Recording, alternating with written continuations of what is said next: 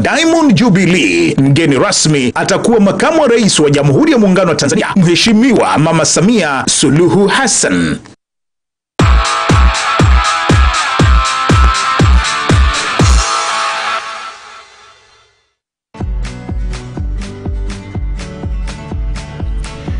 On the decor this week, sometimes there is a certain character inabadilika kama bromelia, color inabadilika, na maua mengine kama haya si hibiscus, uzuri wake na urembo wake uko kwenye majani. Kiwango cha maji unachoweka, mbolea yake inayohitaji, alafu kingine kikubwa, lile ua halipendi lipate maji.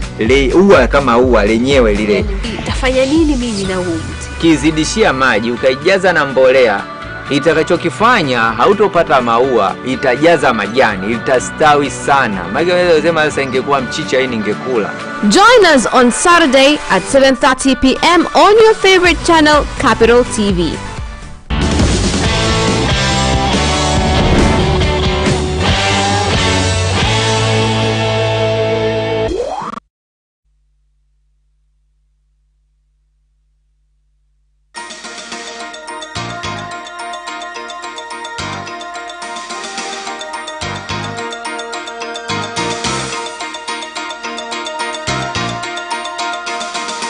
Passes water bill and amendments to various laws.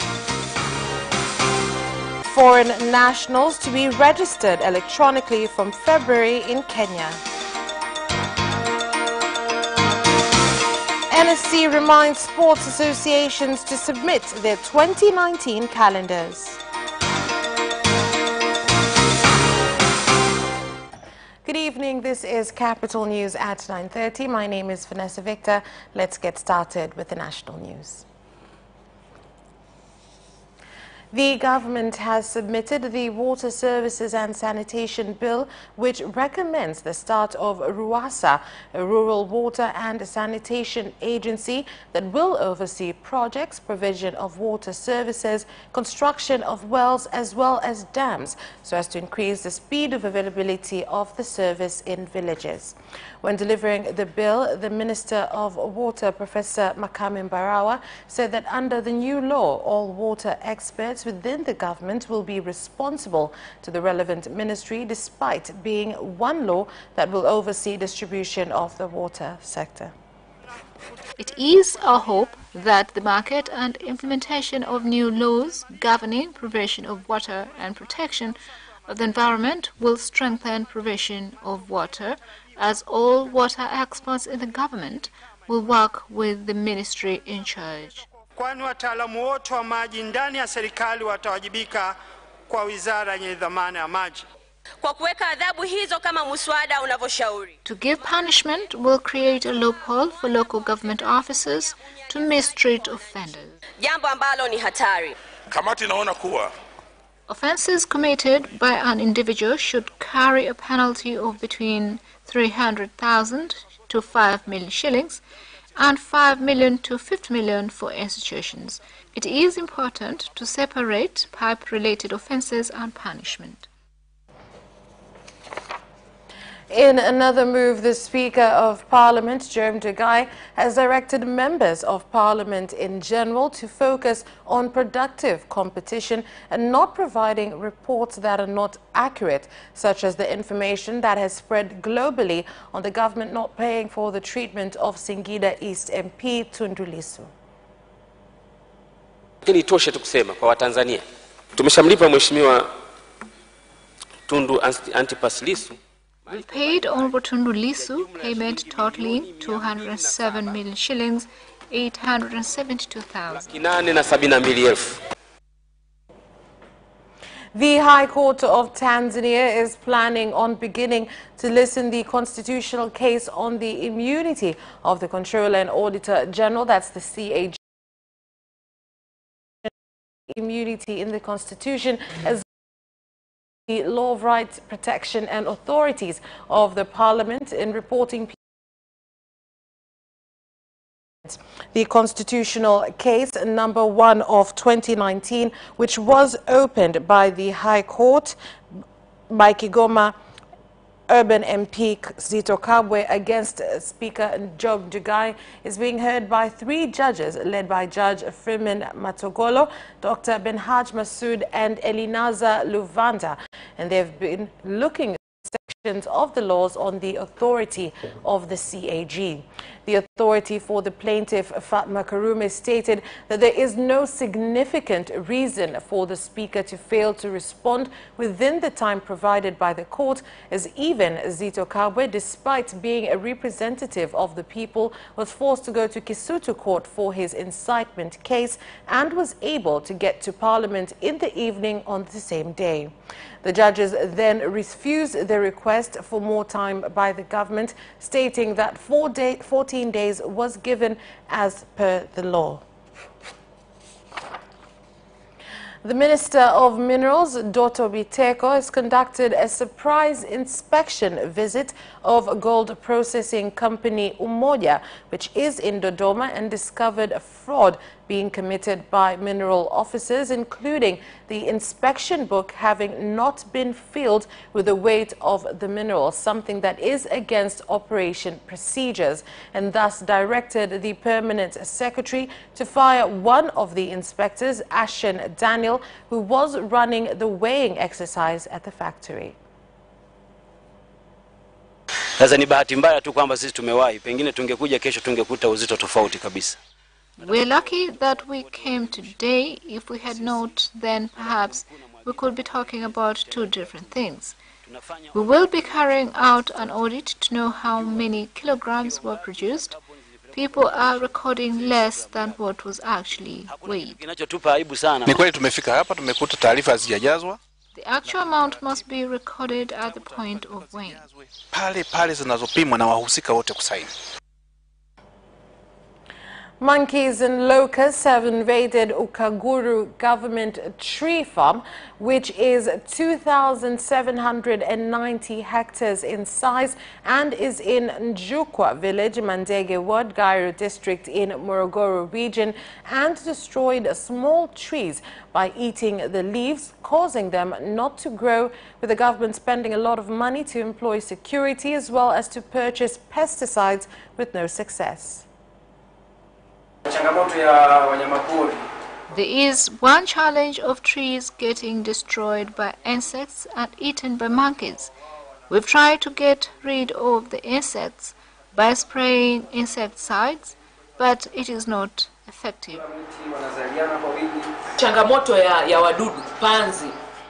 On the issue of insects, for 2017-2018, cotton farmers who got a harvest were those who mixed pesticide and mixed it with washing powder and oil. So let's see how we can use this to reduce the damage done to our trees.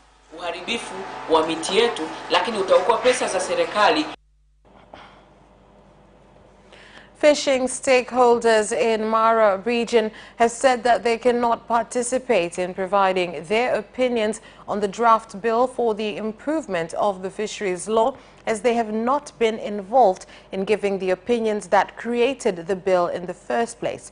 They said that the Ministry of Livestock and Fisheries must first listen to the challenges they face in creation of the bill for the benefit of both sides. I would like to say that if opinions are the things which are needed, then we should agree here that we will give our opinions collectively. I also would like to suggest that the fishing gear which has remained there for such a long time should be.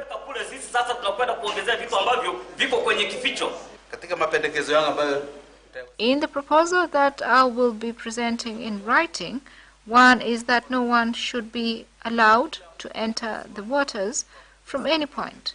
We must have one entry and exit points, and fish caught must be recorded. This will help rid illegal fishing.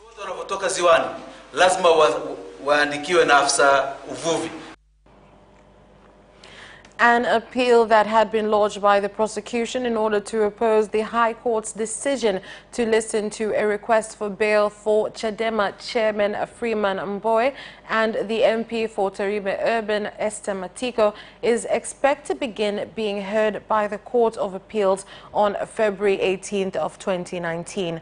This development comes after Freeman Mbowe and Esther Matiko's bail had been revoked by Kisutu Registered Magistrate Court in November of last year for having violated bail conditions.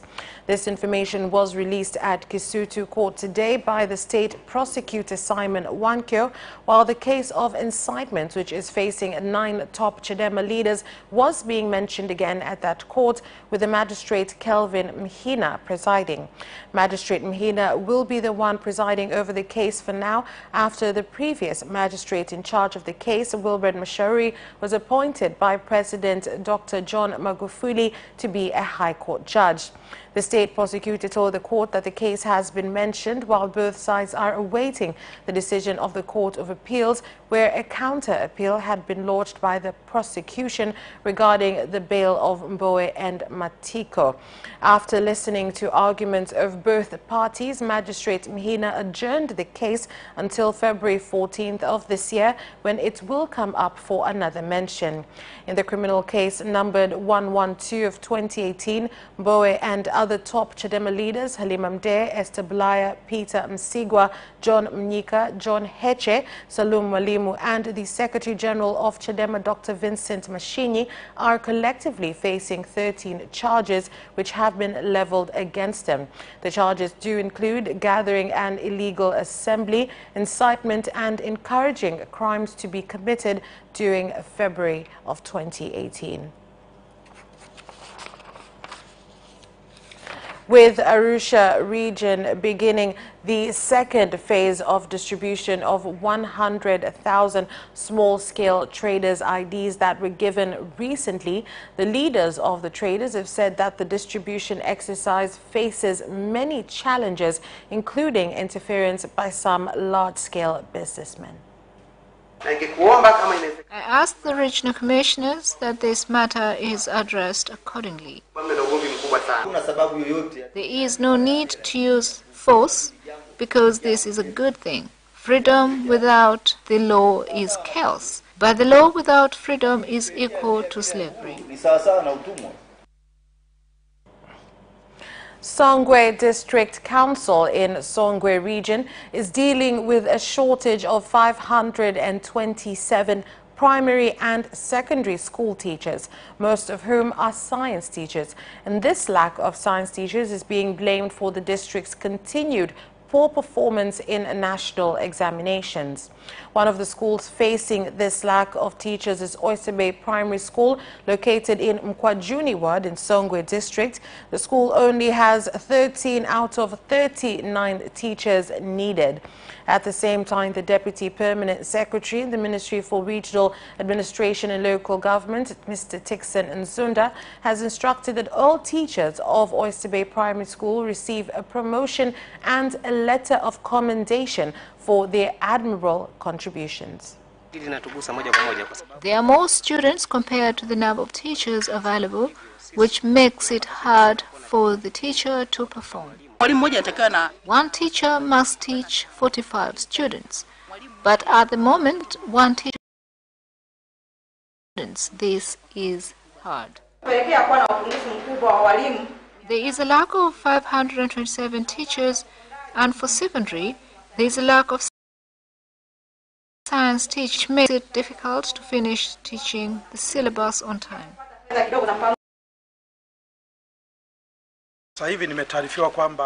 I've been informed that passes are to be issued to 4,000 maths and science teachers, so this will help fill the gap. And that's all for national news. International news is next.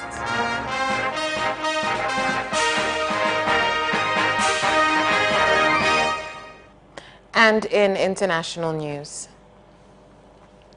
4 months before the national census exercise, which is to be held on August 20 24th of this year begins in Kenya.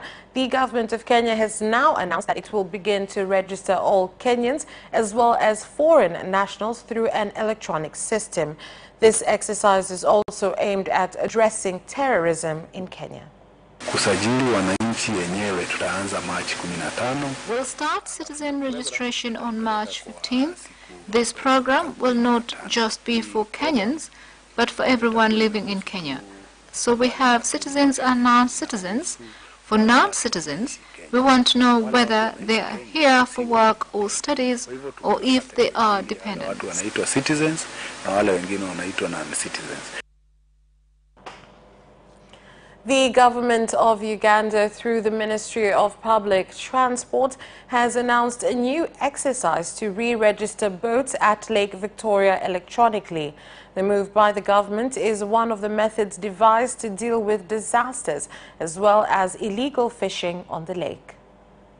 About 5,000 people every year die on our waters. At least 5,000 people die every year in our waters.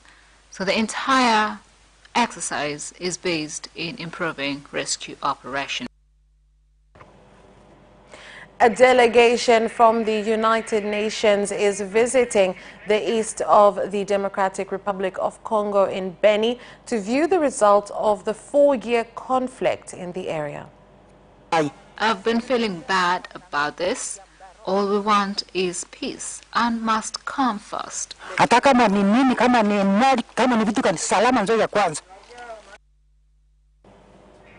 And that is all for international news, but do stay with us. We'll be back with business news after this break. Watch Business Edition as we talk to business leaders and experts in sectors that are transforming Tanzania's economy. To be rich, I have to be a business person. It's not an easy road at all. People need to understand. You must quickly think, how cost effective are you going to be? Business acts as a way in which it can bridge that gap. Business Edition will keep you informed on latest developments in the financial sector.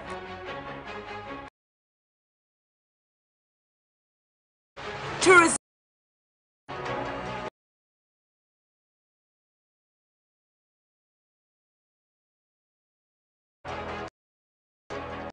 So much more. Meet entrepreneurs who create employment opportunities. Watch Business Edition on Friday at 8:15 p.m.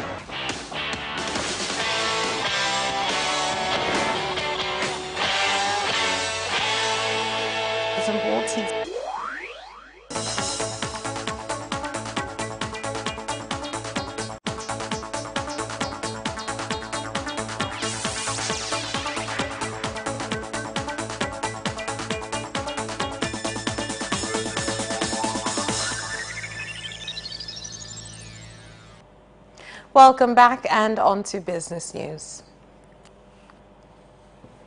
Following high success in which Tanzania Postal Bank PLC is gaining high-level officers of Kenya Post Office Savings Bank have come to the country to learn how the bank is run and how it provides its services to the public. We want to see how TPB can use media on its disposal to attract more customers and change their lifestyle so they can save and continue to bank with TPB. One of the banks that has been performing well includes TPB, and we've been receiving visitors. Last year, Botswana Savings Bank visited us together with leaders from Botswana Ministry of Finance. A couple of years ago, we were paid a visit by a bank from Kenya. They came to learn from us. Tanzania Bureau of Standards, TBS, has burnt various food products that had expired worth more than 57 million shillings. Among the food burnt include canned minced meat.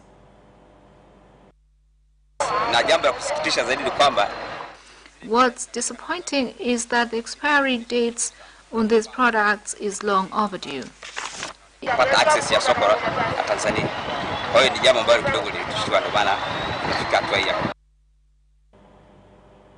The director of Tanzania Tourism Board, TTB, Devota Mdachi, has said that Tanzania has emerged victorious and received an award out of 50 countries in the world during tourism exhibitions held in India. These exhibitions were aimed at promoting local tourism as well as investment opportunities, especially as Tanzania tries to reach a middle-income economy by 2025. Onyesho hilo lilikuwa ni fursa kwetu kutangaza vivutio vya Tanzania. The exhibition was an opportunity for us to advertise Tanzania tourist attractions to the Indian market, but also we got an opportunity to promote investment opportunities. We were lucky to speak with international conference organizers too. Na hiyo taarifa aliyotupa ni nzuri. There was a lot of people coming and going, but the feedback is that they've been able to reach a large number of people. Kwa hiyo taarifa aliyotupa wenzetu ambao ndio wanaoingia deals hizo biashara za utalii ni kwamba wamepata watu wengi.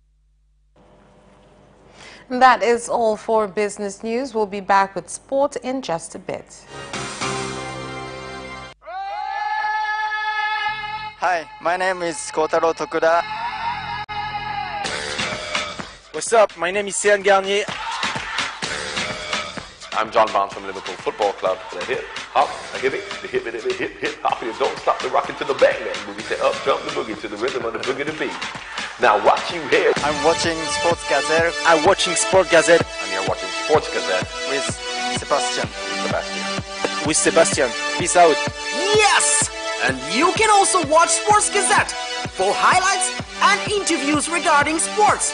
Do not miss Sports Gazette every Wednesday at 7 p.m. only on Capital Television.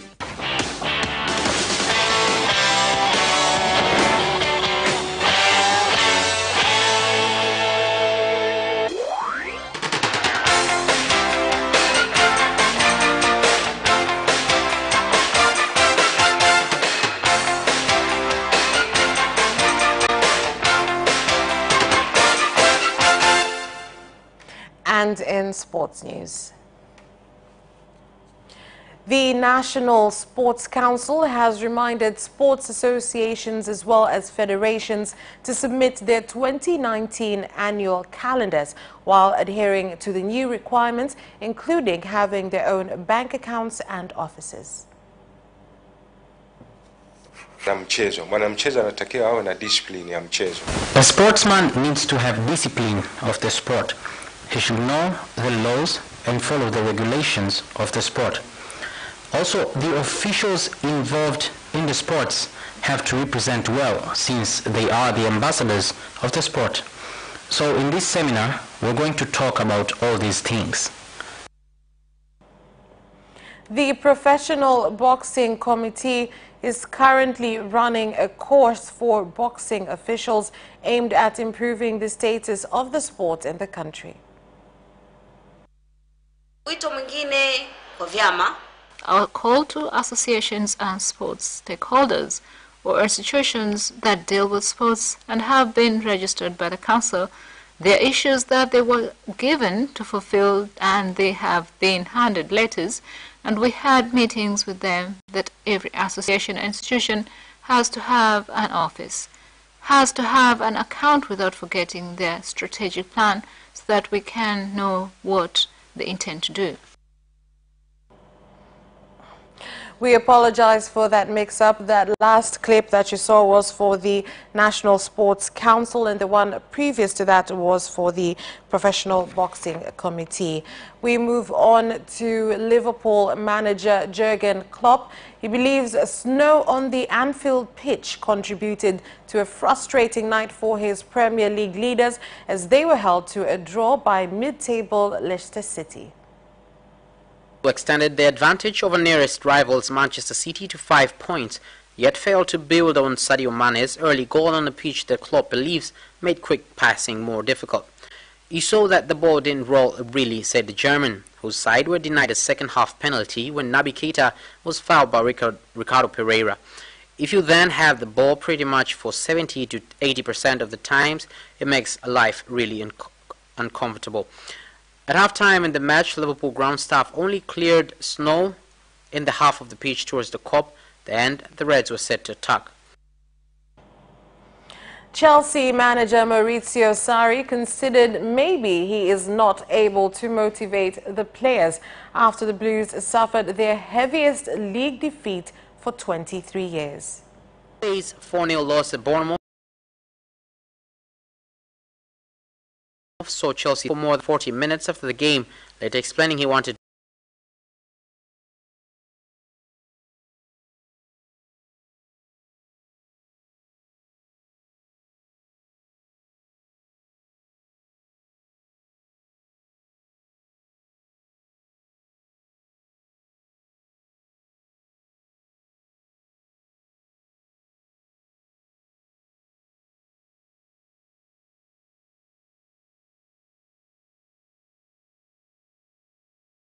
talk to them alone without anybody. Previously said his team were difficult to motivate after a 2-0 defeat by Arsenal early in January. The Italian responsibility for the defeat, saying it wasn't my fault, but after his side-dominated position in the first half, Sarri said his players did not play as a team after the break, and they found it difficult to accept going behind. Nantes players wore shirts bearing the name of former teammate Emiliano Sala. First match since the Argentinian striker went missing. Here is more on the story. Board a light aircraft disappeared over the Channel Islands on 21st of January. Emotional tributes were paid to Salah, who's 28 years old, before Wednesday's 1-0 draw with Saint Etienne in League One. A video featuring his highlights as a Nantes player was played before the game at the Stade de la Beaujour. Fans were visibly upset, and Argentine flags and Salah's scarves were waved in the stands. And what item ends our news bulletin. On behalf of everyone who worked to bring you this bulletin, thank you for watching and have a good night.